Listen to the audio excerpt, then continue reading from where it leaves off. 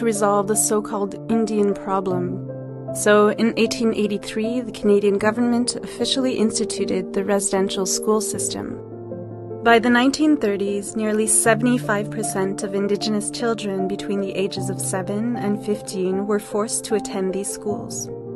Unable to return home for months or even years, Indigenous children were often neglected and abused, stripped of their language and culture. Thousands of children died while at residential school. Others went missing, never to be seen again. At least 150,000 First Nations, Métis, and Inuit children were institutionalized over the course of more than 100 years. There are approximately 80,000 living survivors. Some have become leaders in their communities, teachers, counselors, commissioners. For many, the trauma of the mental, physical, and sexual abuse they suffered hasn't faded. The children and grandchildren of survivors have inherited those wounds.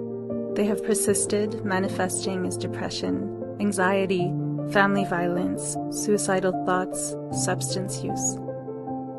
This is called intergenerational trauma, and it can take generations to heal. For Indigenous peoples, that healing can involve a return to the culture that was taken from them. For others, it involves formal acknowledgement of their experiences.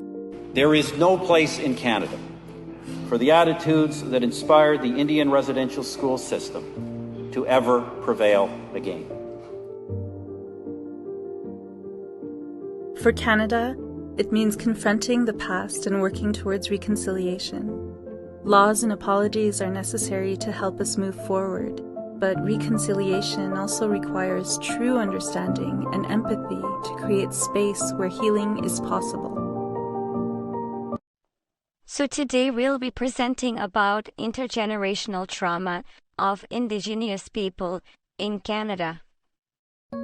Understanding the concept intergenerational trauma in Canada affects Indigenous communities through the transmission of historical operation, leading to social, emotional, and psychological challenges rooted in events like residential school and systematic discrimination.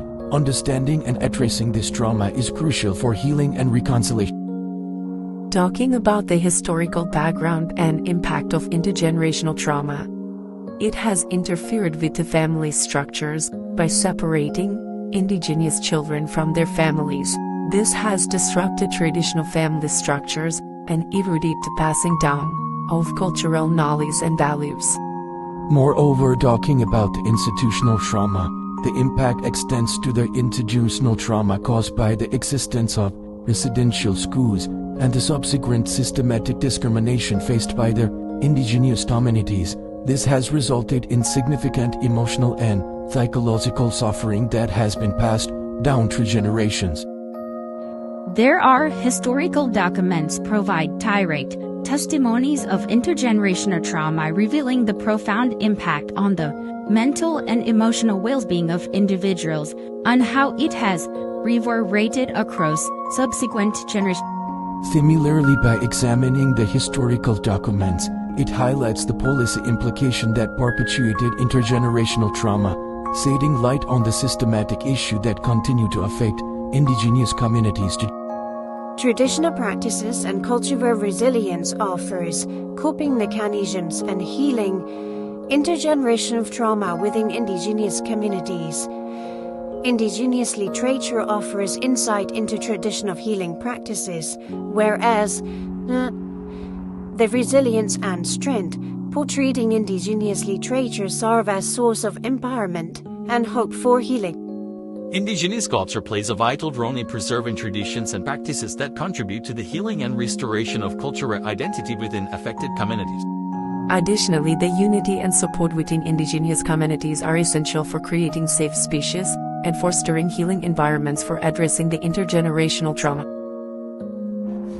The current problems of Indigenous people related to intergenerational trauma include health disparities and socio-economic inequities. It has contributed to significant health disparities, including mental health challenges and higher rates of substance abuse within Indigenous communities.